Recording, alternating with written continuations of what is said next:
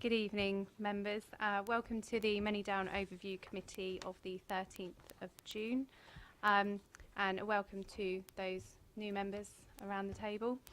If we just start off with the apologies for absence and substitutions, I've got one substitution this evening, which is Councillor Robinson is being replaced by Councillor Rattigan. Item 2 is the appointment of a vice chairman. Are there any nominations?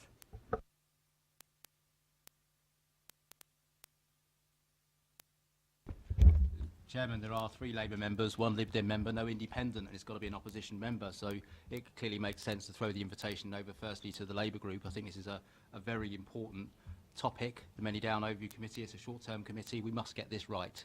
And I think it's important we have a strong vice chairman. Now, if any of the Labour group don't feel they're able to live up to the expectation, then of course I shall take it. But first of all, I'll give the opportunity for them. You did such a wonderful job last year, Gavin, of taking our names for Rebecca. I think I've got every confidence in your ability to write a list of names. So you carry on writing that, mate. That's absolutely fine, Gavin. I nominate Councillor James. Okay, great. And can I take that as it's agreed? If you'd like to come down, Councillor James. Okay. If I carry on then, so item 3, declarations of interest. Councillor Ms James. My daughter works for Remarkable, therefore I have a non-pecuniary interest in Manydown. She lives and works, but she doesn't actually work on this project. She lives and works in London. That will be noted. Councillor Potter. Mine's almost identical, obviously, because of the fact that I'm Councillor Laura Jones's partner, the same person we're talking about. So my declaration is as before. Thank you. Will be noted. Item 4, urgent matters. There are none. Moving on to the minutes of the meeting held on the 7th of March. Can I take those as read and agreed? Great.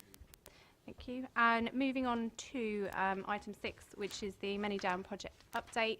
And I will pass over to the portfolio holder to introduce. Thank you, Chairman, and good evening, everyone. Well, it's a good deal of progress to report on the project, and before I deal with the report in front of us, I'd just like to say that today has been a notable day in the course of the project, in that we had the Meet the Joint Venture Partner, or Meet the Partners event here at the Council offices today. I'm pleased to be able to tell you that we had a very good turnout. We had something approaching 60 people coming along. That was a mixture of developers and consultants. And I think the event went very well. We had some very good feedback during it and afterwards.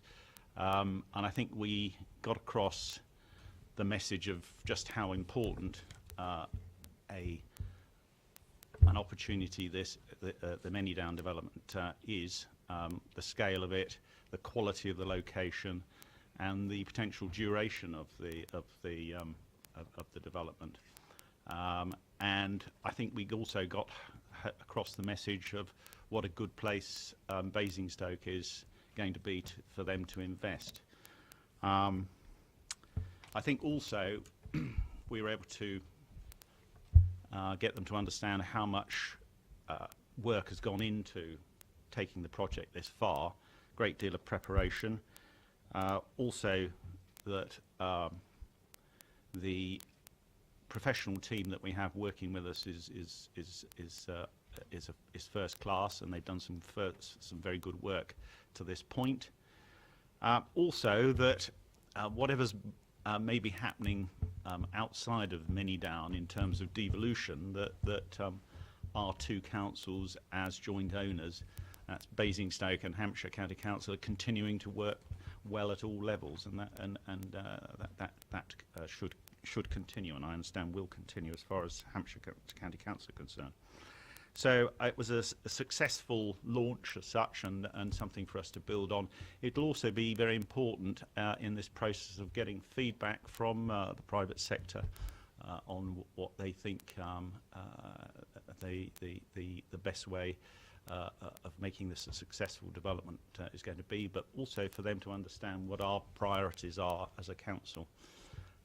So I don't, Richard, I don't. Do you want to add anything more to that? No. All right. Okay. Okay. Good. Thank you. I have realised in my keenness to get going, I've not read out this to you all. So if we could just backtrack. So I'm just going to run through the fire evacuation.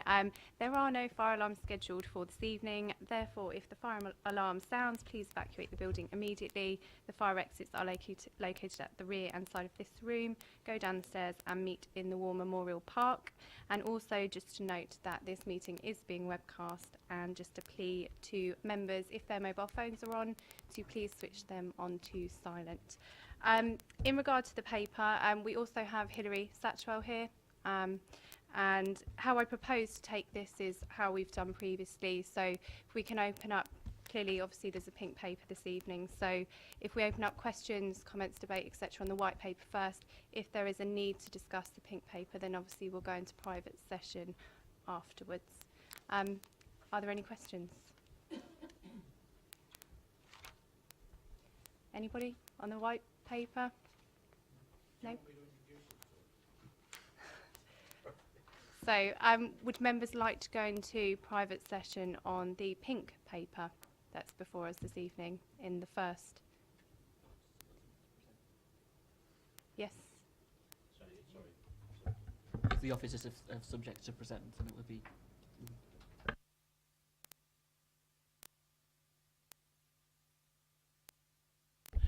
So essentially we were able to talk about what's in the pink paper in confidential session, and Hilary will help us with that. Is that what you were looking for? Yeah, okay, yeah. Point of order, Madam Chair. Is there anything you want to add to the white papers that can, because people might think, well, we've opened it up and gone straight into private sessions. I just wonder if there's anything you can update the world that's looking on anything additionally on those white papers.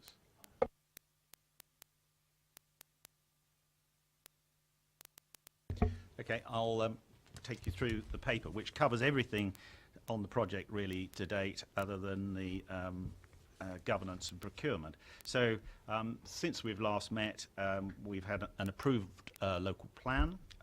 We've still got an ongoing dialogue with Network Rail in relation to the crossing of the railway line. We've agreed with the local planning authority a planning performance agreement, and we're holding monthly meetings with the local planning authority.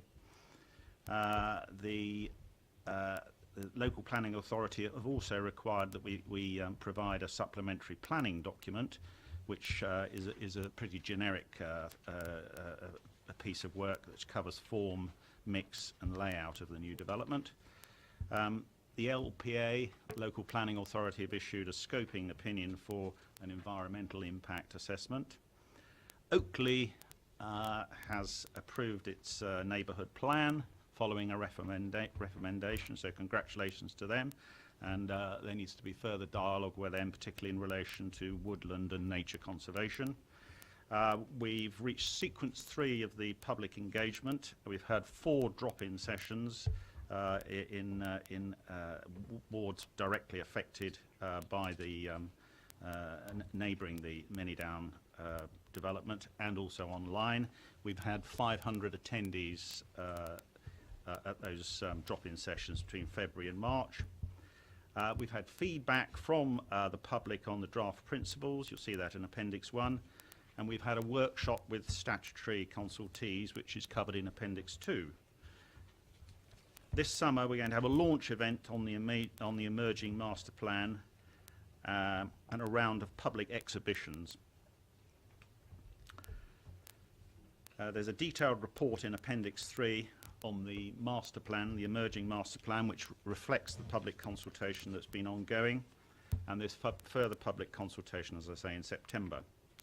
In terms of the planning strategy, based on the advice that we've been receiving from our planning consultants, we're going for an outline planning application with all matters reserved, and that will cover particularly things like land use and quantum of development, access to the A339 and B3400, and a transport assessment report, and obviously an environmental impact assessment. And the proposal is that the application will be a joint application by Basingstoke and Dean Borough Council and Hampshire County Council. We've had, there's an update in the report on the DCLG scoping and feasibility studies. There's a technical review of the report's findings being done now by the DCLG, and when that's completed, then, as I understand it, we'll be looking to publish those reports. There's also, officers are also having further discussions with the DCLG about funding for additional studies on housing, financing, transport, education and skills. Finally, I need to mention that there's no budget or reserves beyond the planning stage that have been approved for Manydown, and so we will need to, but we do have a strategic capital reserve for major projects, and that will enable the council that enables the council to invest after planning permission. But we will need to seek a budget for the early years of the project from 2017-18 to coincide with the appointment of a JV partner. And that's concludes the sort of summary of the report. Thank you. Are there any questions now further to that summary? Councillor Rattigan. Thank you. A couple of things. You're putting out local exhibitions on what you're expecting and things like that. Can I ask that one of them goes to the village club in Kingsclere to show people what you're proposing, because that road, the 339 coming into Basingstoke, is a disaster for my residents, 50% who work in the Basingstoke area, and obviously any traffic hindrance into work is a major issue for my ward. And also, with only 50 dwellings likely to be brought forward from Kingsclere, I think they would like to know how many, are going to be allocated perhaps to the housing stock in the future. Yes, I use that road quite a lot actually, and I've never thought of it in terms of a disaster, but perhaps I'm using it at different times to other people. But yes, fine. If you, Richard, if that's something you're happy to organise, yeah, fine. Thank you. Councillor Golding. Mine's also on 3.2.17 on the engagement activities. Just wondered when you hope to be able to let us have precise dates, because obviously it'll be important to know when the opening day is and also when the different, different exhibitions are going to be taking place. That's fine. We'll get those circulated. I think there was something came out after the members' meeting a week or so ago, but I'll check with Sarah because I know we were just sort of finalising the dates. We'll have to add another date on for Kingsclere because Kingsclere wasn't in the mix, so that will come at a later stage. But we do have some dates, I know, and I thought they'd been circulated, but we'll certainly try and get them out next week. Thank you. Sorry, can I just make a quick plea? When we're referring to where we are in the papers, could we please use the big numbers at the bottom? Just makes it easier for everyone to follow. Councillor Harvey. Thank you, Chair. Could I just pick up on the portfolio holder's comments about timings and just ask if we could get some sort of sequence idea? I read the papers in the context of what's in here, but just to think this through, if there's a period of consultation that we're talking about running into what would then be a pre-app, leading to a planning app, leading to a budget round, overlapping timescales of then bringing it back through an executive decision with February with money attached. Could we just get an idea of when the timings are likely to be for these things? Because I imagine if we've got a consultation, please correct me if I'm wrong on this, but would I be correct in assuming we'll have a consultation, there'll be consultation in pre-app, and then there'll be consultation in an app. So the sense of the sequence of those things matters, and when the feedback influences which bit of that you're going on, because obviously the consultation will influence the pre-app will influence so on. If you've got that, great. If you haven't, could we have it? It would be really helpful. Yeah, I think that's a good point, and I'm sure that it would be useful to provide that. We've also got consultation going on in relation to the LPA's supplementary planning. What's it called? Supplementary planning document. Yes, SPD. So there's going to be a lot of consulting happening. Sorry, Richard was just going to add something. So. What we'll do, between Heather and myself, we'll take you through the key milestones for the next probably about just short of a year now. So that should help and give you a bit of flavour. So do you want to just we're doing sort of key milestones starting 1st of September, I think. So I think your point about things overlapping is exactly right, and this is something we've been thinking about quite carefully. So the plan at the moment is that we have public consultation starting around early September for 6 weeks. We'll include some events. We have, I think the dates for those are being circulated but aren't finalised, but we'll can circulate those at the same time as we do the formal pre-app with planning. So that overlaps at the same time, and at the same time, if it can be achieved, the planning department are intending to consult on their SPD. So the intention is, bizarrely, not to confuse people by having lots of different things at different times that go into more or less detail, to have it at the same time with a very clear commentary on what different things mean and what they are. So we have been thinking about that quite carefully. So there's that'll be a 6-week consultation period. Then we'll be taking the feedback from all of those different consultations. So there'll be the statutory feedback on the pre-app, as well as from statutory consultees, as well as the wider consultation feedback, and working up the detail of the planning application, which will go in towards the end of the year. There will, as you rightly say, then be statutory consultation once that's validated, and at the moment we don't quite know when that'll be, because it partly depends on how long the validation process will take for an application, but it also depends on the type of feedback we get from the earlier consultations as to what extra work that we need to do, or what things we need to think about differently before we get to application stage. The length of time an application might take is again another thing that's not in our control, but I think, as Richard and I talked about earlier, it won't be less than 16 weeks because it's subject to environmental statement. And then at that point we'll have a much clearer plan about what happens next. So that's the kind of next sort of 6 to 9 months programme that we're working to. Does that cover most of the headings? Okay, thank you. Sorry, just quickly, before I go back to you, Councillor Harvey, would members find it useful to have something put down in writing in terms of a timeline, just because I can see people scribbling away? So if we can arrange for something to go out, that'd be great. Councillor Harvey. Thank you, Chair. Just picking up on Councillor Rattigan's point about Kingscliff being added to the list, if there's feedback from various communities, I guess it's also everybody understanding, are you consulting on this SPD, getting feedback? Are you having pre-app feedback, general public consultation feedback, and ensuring that in essence, you're channeling each in the right way, because the danger is somebody might forget the pre-app bit, or might wish to consult on one bit, and how you do that and the language you use is going to be so quintessential. The other bit then is having time to genuinely number crunch it and understand it, feed that into the process. So a submission by December, if it's running 6 weeks from September, is ambitious. I hope you can meet it. I think we want you to meet it, but the question is that enough, depending on the volume of feedback you get, really, and giving it due justice and being seen to give it as well, and not just, is how we go about that. The other bit, just thinking, in terms of the statutory consultation, the 16 weeks plus, we're looking at a mid-year position, potentially, aren't we, realistically going to committee. If we're taking elements that include both Hampshire and borough responsibilities, are we looking for Hampshire to give permission under their own systems, for example, to the primary school?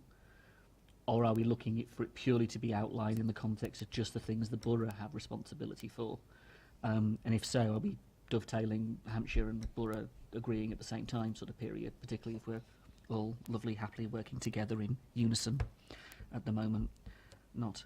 If the thoughts about the mid-year bit are true, then do we have a budget position? Because I'm logically thinking you probably want a budget position for February, don't you? Otherwise you're going to lose the other year, unless you're talking about doing it halfway through the year.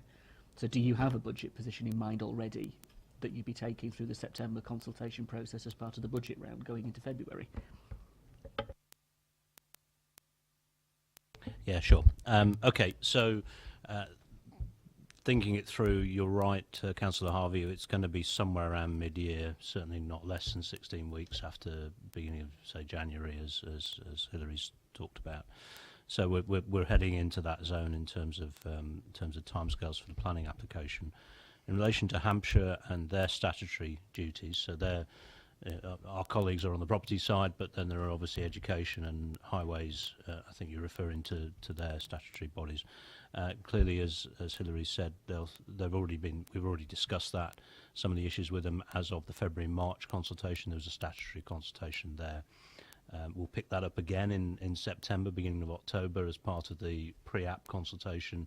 So they'll have the opportunity to discuss with us issues to do with education and transport around 106 and other forms of off-site mitigation.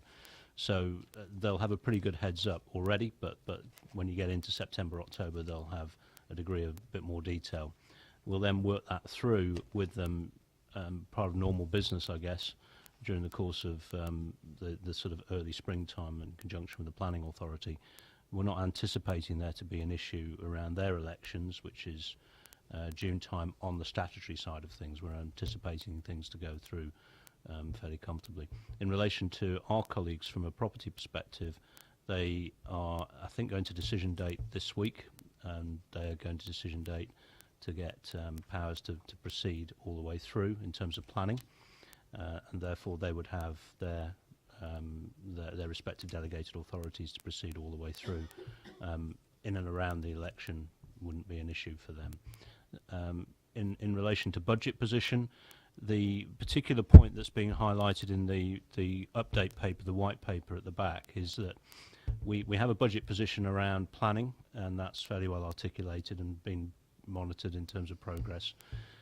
What we are wanting to do during the budget process, starting in back end of summer into autumn at Basingstoke, and Hampshire will be doing something similar through their processes, is start to think about what the potential budget might look like for Manydown in the delivery phase, which in our terms is starting to think around 17-18, April 17 onwards, 17-18, 18-19, and maybe even 19-20.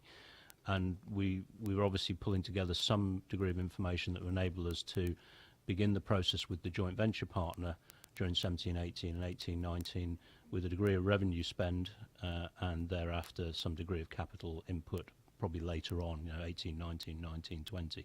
And so there will be some degree of budget planning for the delivery phase from 17 onwards that will take place late, well, sort of autumn time this year. So hopefully that sort of outlines where we're at.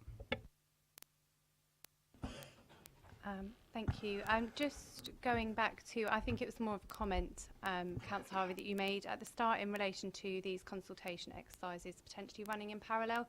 There was sort of a few nodding of heads, I think, in agreement in terms of the wording and how, it's clear to everybody what it is they're being consulted upon. I just wanted to make sure that had definitely been absorbed. Great. I have got Councillor Rattigan and then Councillor Golding. Thank you, Chair. Councillor Harvey, we're always ambitious on this side of the aisle. Just while we provide the commentary, I think it is really important that we get some sort of framework into that, so as when we get feedback, our residents know what they're discussing, so as their points can feel they're directly influencing the consultation, and that they're not going off into some woolly world that will have no effect on the delivery of what is provided there. So if the commentary is good, you'll get much better feedback, I think, is what I'm trying to get to. So if we could do that, that would be helpful. Thank you. Councillor Golding.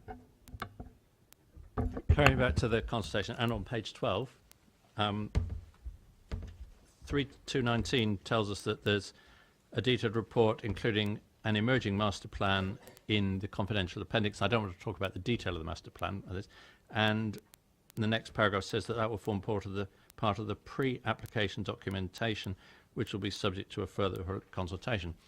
I'm assuming that quite a lot of what else is in the pink final version will also be in the consultation, like the February consultation, which wasn't just a plan, it had a lot of very helpful detail, and they're nodding, so thanks. Right. The question then is, when do we expect that to be in the public domain? We would expect some of that to be in the public domain during the September-October consultation, some of the information. Sorry, so you're not expecting the public to be able to think about it until the actual consultation starts? I'm just thinking people go away over the summer. You know, if the document was available earlier, there'd be a better chance of people actually having a chance to think about it before they start feeding back to you. We've still got a little bit of work to do on the information before we go out to consultation in September, notably around traffic. The traffic surveys were done about 2-3 weeks ago. So we're still digesting the results from that. So we want to take time over the summer to get the feedback straight and to get the documentation we send out at the beginning of September as clear as possible. Okay, I don't have any more questions on the white paper. Do members want to go into private session? Okay.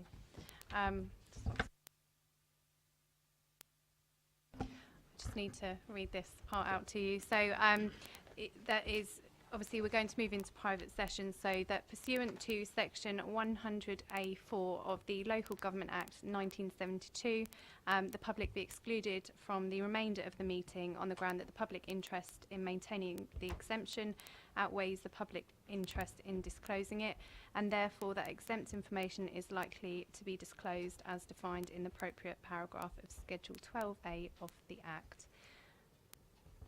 Okay, and we'll just wait for the webcast to be turned off before we...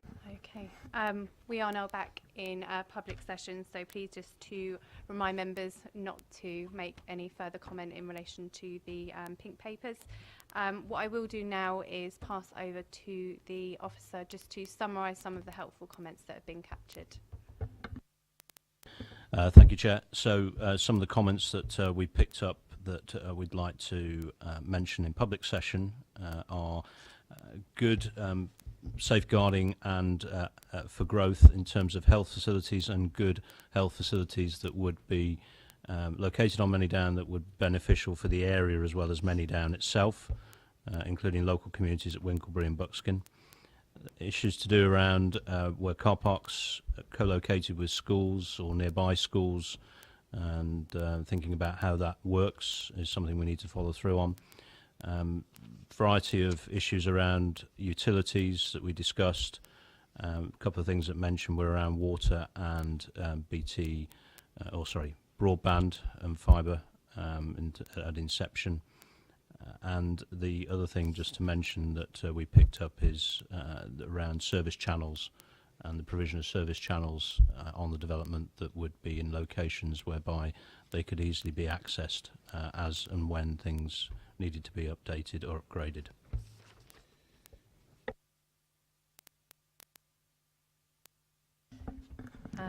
Thank you. If I can just take members back to the recommendations as at page 7. So it's recommended that the committee notes the progress made with the Manydown project. Can I take that as agreed that the committee has noted? Great. And reviews and provides comments on the contents of this report. Again, satisfied that those have been captured. Great. Okay. So if we could now move on to the Manydown delivery vehicle in relation to governance and procurement. Again, there is a white and a pink paper, and we'll take it as exactly as we've done previously. And if I pass over to the portfolio holder to introduce. Thank you, Chairman. Yes, I'd just like to echo how useful some of the comments that we got there, drawing on the experience of councillors. We'll go away and think about those and see how we can apply them. This next report is an update on governance and procurement. There was a general update to members on the 24th of May for those of you who were able to attend that meeting. This is what we're doing now is covering in this report is proposals to go to market to procure a private sector partner, and we're proposing to do that in July, i.e. next month. Yeah, Appendix 1 is the draft OBC. You'll recall that, and we discussed this previously, that we looked at 6 potential delivery options in relation to taking forward Manydown, and that the agreed approach was the strategic master developer joint venture, which was option 4 and variants of that. This report also deals with governance in Appendix 3, and it's based on the advice we've had from our lawyers, Pinsent Masons. The idea is that we're looking at a joint venture vehicle for Phase 1, which would have a 50-50 voting arrangement between the private sector partner and Basingstoke-Dean and Hampshire County Council on the other side. And the structure would be a topco, which would formalise the ownership between Basingstoke and Hampshire County Council, and in the form of a special purpose vehicle, which would be a corporate structure, either a limited company or an LLP, 50-50 between the two councils. That's both in terms of equity and voting rights. Then DevCo, which would be the vehicle that would deliver the Manydown project, which would be a joint venture with the private sector partner, which again would be on a 50-50 voting basis. And then there's also contemplated an investco, which would be a structure for holding long-term assets, such as PRS, affordable, commercial, community assets, and a potential means of this council obtaining a future revenue stream. Topco, in Topco we'd have an equal say with the private sector partner in the way that DevCo develops Manydown through voting assigned, the voting assigned to the two parties on the DevCo board, and decision making would be delegated to Topco from full council, and Topco would then delegate to DevCo. The report also covers options for the composition of the Topco and DevCo boards, and also the future democratic oversight by this council. The report then goes on to deal with procurement, which, as I've said previously, will cover Phase 1, but we are indicating that there's the potential to private sector development partners that the relationship could go beyond Phase 1 if it's successful on both sides in terms of the development of future phases. We cover the method of procurement. We discussed previously the public contract regulations compliant process, and based upon the advice we've had from Pinsent's, we're looking at the competitive dialogue route rather than the competitive procedure through negotiation. We set out the timetable for procurement. You'll see in the report the various stages which conclude with the appointment. This is the target of a preferred bidder by June, September of next year. We also, in the report, cover evaluation criteria, and broadly we are seeking to evaluate the bidders on the basis of 65% awarded on the quality of their bid, and 35% based on price. That's covered in Appendix 5. It also addresses the position of Basingstoke-Dean councillors in relation to the tender process, and under the Constitution that we're, as members, prohibited from are participating in the tender evaluation scoring, but there are proposals that members would be updated at the end of the third stage of the procurement process, and also when we come to phase 4 there would be a visit to an exemplar scheme of the shortlisted 3 bidders, with an opportunity for members to give feedback thereafter. The plan is that the selected bidder would produce a full business plan in agreement with us, which would then be approved by both councils. The report also deals with, gives an update on the lease that we have from the Manydown company, and confirms that, based on advice, we believe that we can successfully undertake procurement of the Manydown development using the current lease agreement. And it also deals with the next steps. There's further work to be done in relation to TopCo governance, including the corporate structure, the board composition, and Basingstoke and Dean councillors' democratic oversight. I think it's worth highlighting some of the corporate implications that are raised in the report, particularly that by going down the joint venture route, there would be significant upfront capital expenditure over many years by this council.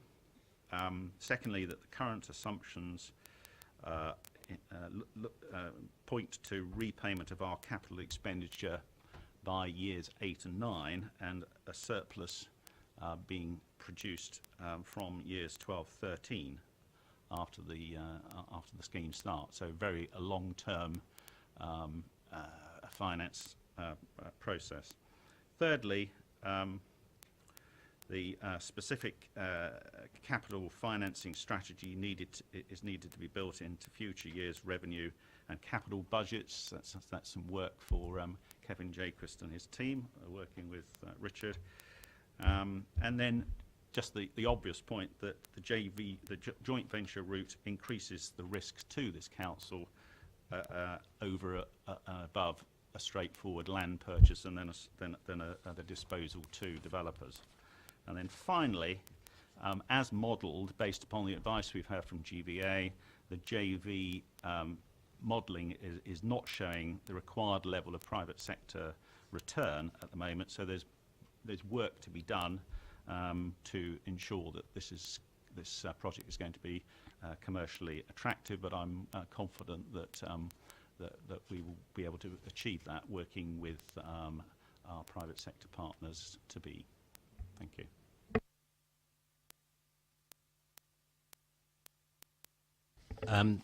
Just wanted to point you to members' attention to page 93, bits the big numbers 93, and the table at the bottom, which is paragraph 3.4.5 table there. And just want to give you an indication of certain things that will need to be around and decisions taken as we go through the next year or so along that journey, the procurement journey that's outlined there. So clearly we're at this stage looking for approval to go out to procure. So during the course of this month and through the MEC on the 28th of June, that's the approval we're looking for. So that be the case, we'll go out with an OJU procured process beginning of July with a PQQ. That would just be a way of assessing the suitability of potential partners so that we can then shortlist into phase 3, which says outline solutions.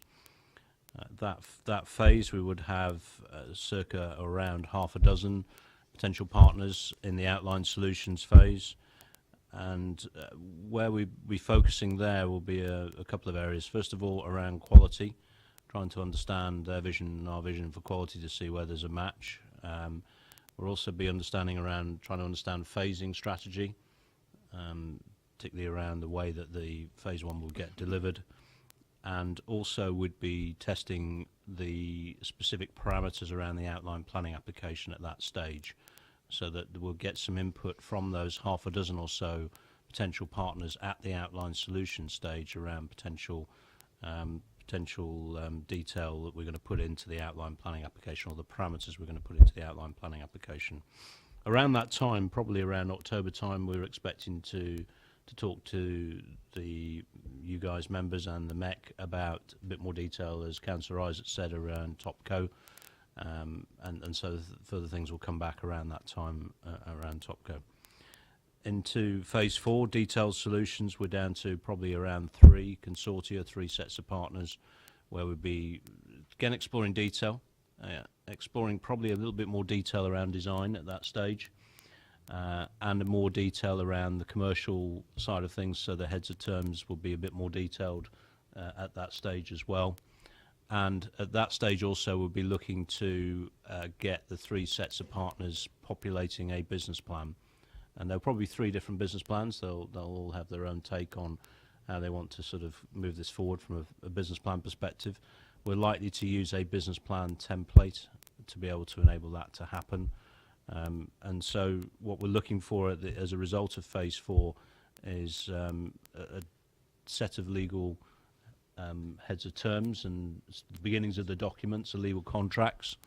We're looking at business plan, almost a full business plan, full business case to then bring back to council with those set of legal contracts and the full business case to bring that back to council end of May, beginning of June for approval through the committee processes and then at council. So that's when you're expecting to see a level of detail around what are we looking to contract, which will be beginning of June, around contracts, draft contracts, and some degree of full business plan that we would take through council to get approval to. Thank you. And sorry, I should have mentioned we do have Scott Morrison here from Pinsent Mason. So again, if I can open up for questions to start with on the white paper. I think Councillor Harvey, did you pop your hand up? You did. Great. Thank you, Chair. Can I thank the officers and Cabinet Member for the amount of detail that's gone into this. I mean, I won't comment on the Pink Papers, but I will say they are substantive. And that's noted. I think just the amount of work that's gone in to get us to this stage, and that's worth saying. As always, proof in the pudding. The structure, as has been set out, seems and looks sound. There are some interesting points, I think, around what Topco looks like, what DevCo looks like, and then ongoing confidence issues over the whole lifespan of this whole project, because it is beyond not just terms of office of local members, but 3 or 4 or 5 times that in the context of where it's going to go. We could have 2 or 3 local government reorganisations by the time we finish Manydown at this rate. Interesting your point about the 65%, 35% split. Understanding a little bit what's in the quality bit of the 65% would be helpful. I see it's in the paperwork, but it's a bit more on that. And that's, I think, it's a good thing. That's a good, if it's what I think it is, I think that's a good spread and a good split to give us, hopefully, the focus on quality. You've covered the bit about who's judging and where members get involved. Will that involve members' presentations? Will members be engaged by the final 3, if you like, in a way that gives, without scoring, I appreciate that, but just an involvement at that level? And can I just say, Topco and DevCo, the continuation of cross-party engagement at that level to give confidence in the project is something you should consider. Regardless of losing control of the council, cross-party should continue to be that level of constructive engagement in those organisations, those structures.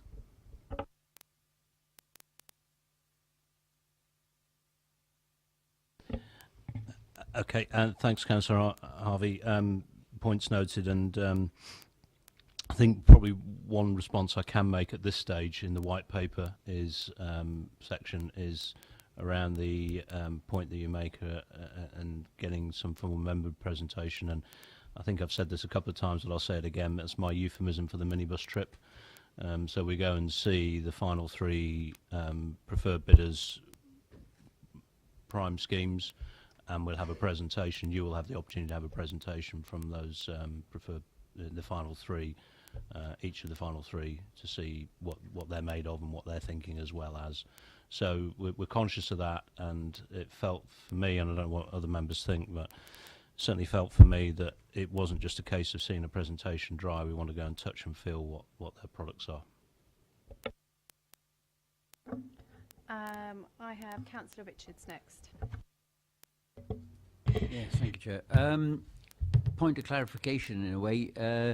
we're going through this process here. This is Basingstoke and Dean driven and so on.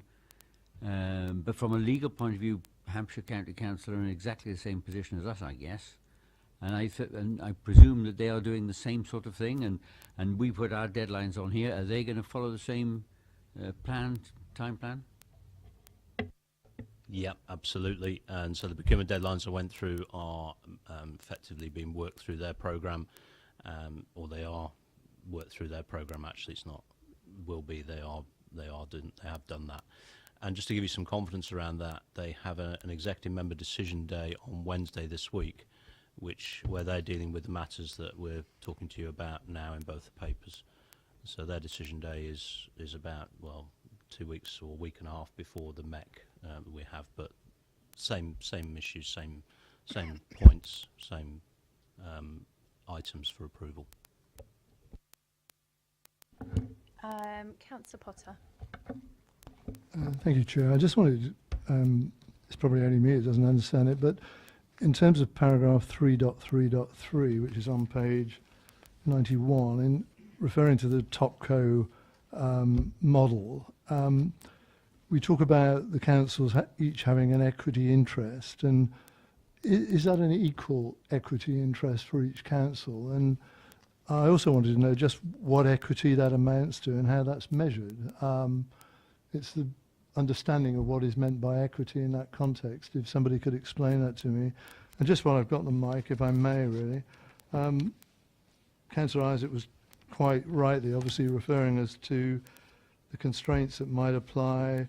This is subparagraph 6 on page 95 about currently model the preferred JV options don't show the anticipated required level of PSP returns and are therefore not currently likely to be viable for potential PSPs, and talking about having to produce commercially attractive alternative proposals.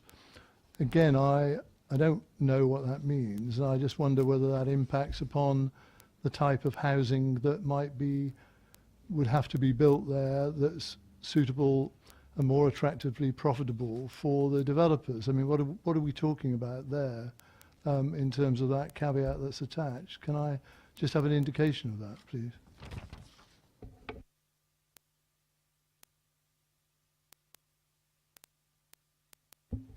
If I could just deal with the equity point. It's usual in the context of companies such as this to, certainly in the private sector, to cast the equity contributions by reference to, in this case, the land and investment contributions. However, having said that, in the public sector, it's not always the case that there's a direct reference to the investment, and on some occasions, the equity interest, the 50-50, remains and is disassociated from the fact that one authority or another authority might have put in more or less than 50. So these are discussions for the authorities to start to have now as we start to structure and go into the market phase.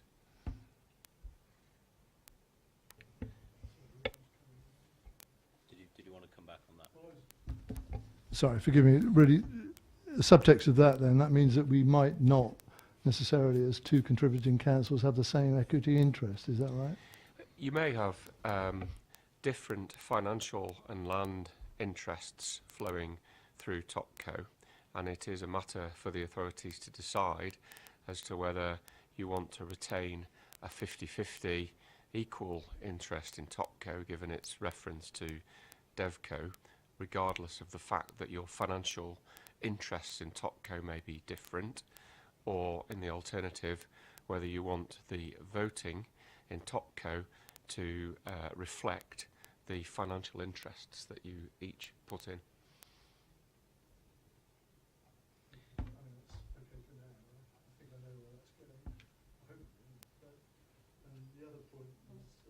Switch your thing off. Sorry, the other point that I raised, I wasn't sure, I do beg your pardon, Chair, who was going to talk about it really, was the one talking about well, quite frankly, profitability, really, I think, for potential PSPs and what type of remodelling might be required to make that attractive to them. So, Councillor Potter, I was going to pick that up for you, and you'll see that it refers in the paper under point 6, so it's page 96, top of page 96. The sentence top of page 96, it refers to the OBC scenario analysis and summary finding detail a range of strategies that the council will need to consider and implement in order to produce a commercially attractive proposal. So obviously the OBC is in the pink papers, but without touching on the detail that's in the pink papers, what we're conscious of is that there is more work we can do with the joint venture partners to achieve the objectives that are set out.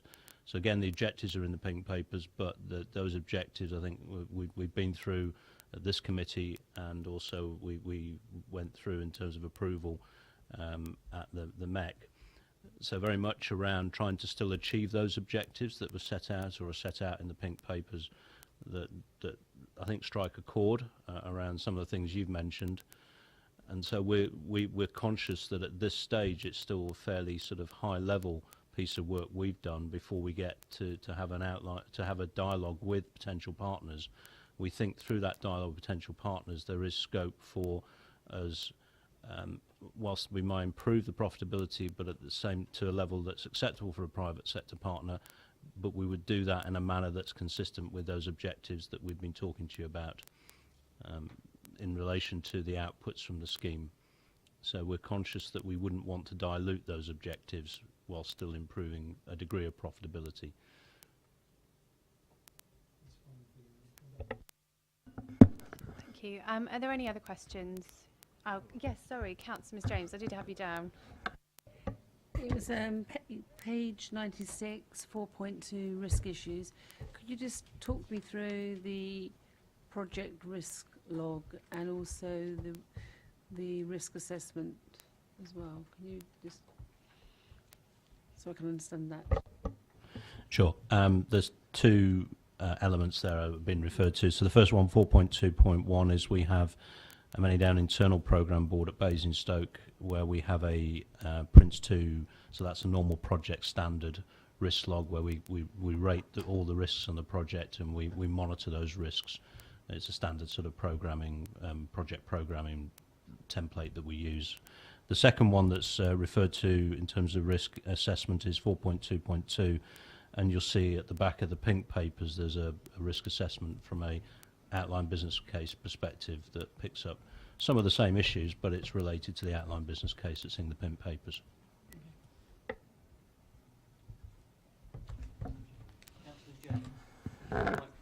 Sorry.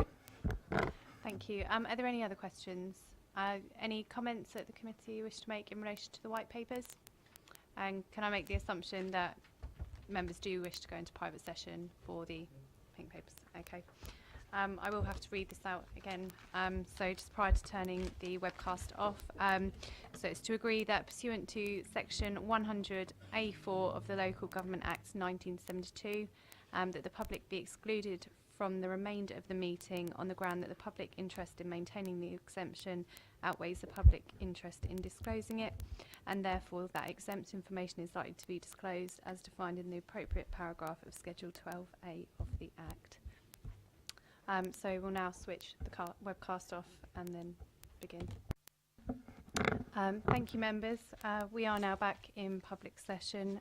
So just quickly before I pass over to the project officer, just to summarise the comments, I just felt that it should be mentioned that the committee feels strongly that cross-party engagement does continue as the government arrangements progress, so we will get that noted.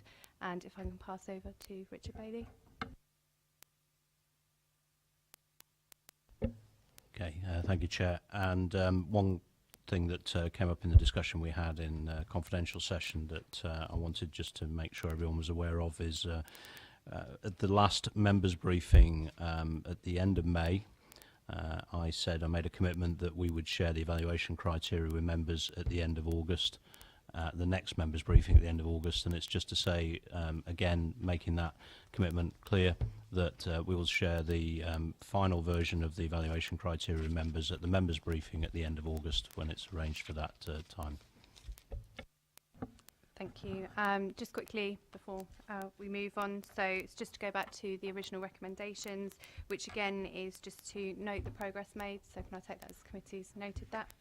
And it's to review and provide comments. So again, satisfied that we've completed that and comments have been taken on board. Thank you.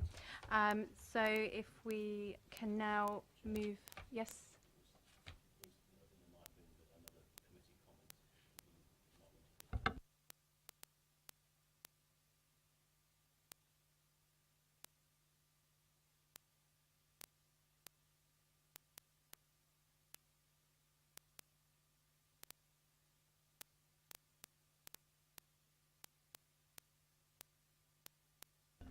And just to summarise, another comment for the committee is that the information will be shared on how the ethical judgment will be made in relation to partners through the procurement process.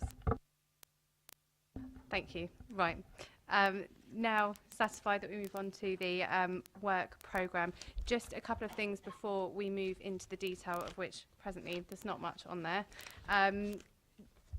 This is just a plea from committee services, please, first. In relation to the pink papers, if they are going home, that they are disposed of correctly and securely, i.e. shredded. If not, I believe there are bins that these can be put in where they'll be appropriately disposed of.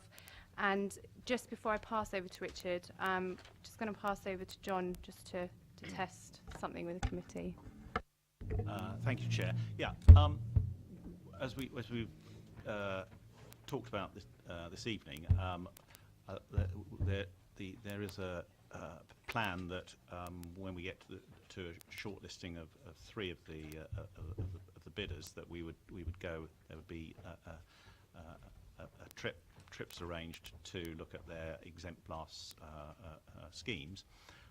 But I'm conscious that in the past we have talked about member visits to contemporary schemes either in the UK or abroad, and I just wanted to raise the question with committee members of whether they would find it valuable to visit another site either in this country or abroad that would help them in the work that we're all doing on the Manydown project, or whether they're content to wait until we get closer to selecting the final partner. So I think as long as the committee are content, rather than having sort of a big discussion, it's really just to get some sort of indication whether, as John has stated, it is something the committee would like to look at. Maybe some nods of heads would be. Okay, that's fine. Yes, if we but take that. it's important to get enough notice for those of us who need to Absolutely. make sure they've got time off work. Yeah, I think just we'd be looking at later this year. Yeah, so great. And if you go away anywhere, I'm not sharing a room with Harvey. All right. Councillor Harvey. Yeah. Have we taken into account border controls after the 23rd? Right. Now, if we could move on to the work programme, also just briefly before I pass over to Richard, it's really just a bit of a heads up. We don't have a definite date yet, but the January meeting, we will be looking to shift that forward, probably to the first week or so of December. And I'll pass over to Richard now. I think it's just to give you a heads up in terms of the milestones and how that works with the potential committee process. So in terms of the 6th of October, which is the next scheduled meeting, provide you with an update, and there'll probably be one or two things we'd like to bring back to the committee around TopCo, as we've discussed already this evening. So that's the 6th of October. As the Chair said, we would like to look at moving the 5th of January meeting to earlier in December, because we think at that point we'll be ready to say to you that we're ready to put an outline planning application. We'll give you the sort of high level parameters that we talked about that will go in the outline planning application. So that's one thing. And the other thing as well would be an update on the procurement, where, as you probably know from procurement, timetable in the delivery vehicle paper, the white delivery vehicle paper, will be into detailed solutions at that stage, and so therefore we would be able to share with you who's successful, who are the three bidders that we're looking at, the three consortia we're looking at in the detailed solution stage. So that's why we're thinking of moving the 5th of Jan to earlier in December. The other thing to say is then the next meeting that's scheduled is the 6th of April. And I think you probably picked up tonight that one of the key milestones next year is the selection of the preferred partner, and the process that we then at this council need to go through to get approval to that, which will go through the committee process and then to full council in June. You'll see that as a milestone. So we may need to adjust that April meeting to more reflect end of May, June timescale, so that we're going through that sort of approval process through the committees into full council. So that's the next one. And then beyond that, in 17-18, I think we just wanted to give you a bit of a heads up in terms of the key milestones. It could be that something in September, not finalised yet, would be appropriate in terms of update on contracts and also update on planning, high-level reserve matter strategy. And then again, probably early January in 2018, where again a sort of series of updates on how things are going around the early working relationship in Topco Devco. So in 17-18, a little bit more provisional, but I think what you probably we're keen to make sure you're aware. We're trying to tie the committee process into key milestone dates to give us a chance of being efficient in the way we discuss things. One final point is that we will have to watch in 2018 when we hold a committee. If we do need to hold a committee before elections in 2018, we need to do it in March, because we need to have enough time to take stuff through the MOC and then through the MEC prior to any form of PERDA period. So I'm just making a plea here just so that everyone knows that any committee date in April is not workable really in terms of election PERDA, just so everyone's fully aware of that. Noted. And as soon as we've got a date for December, obviously invites will be sent out to everybody. Councillor Harvey? Just very quickly, the pre-app letter back from the LPA, when it comes, could you circulate that? Because that will be before October.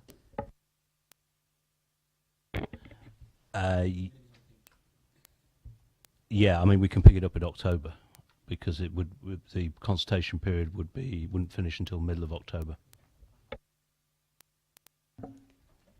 Great. I think that concludes things for this evening, just in time for 9 o'clock. Thank you.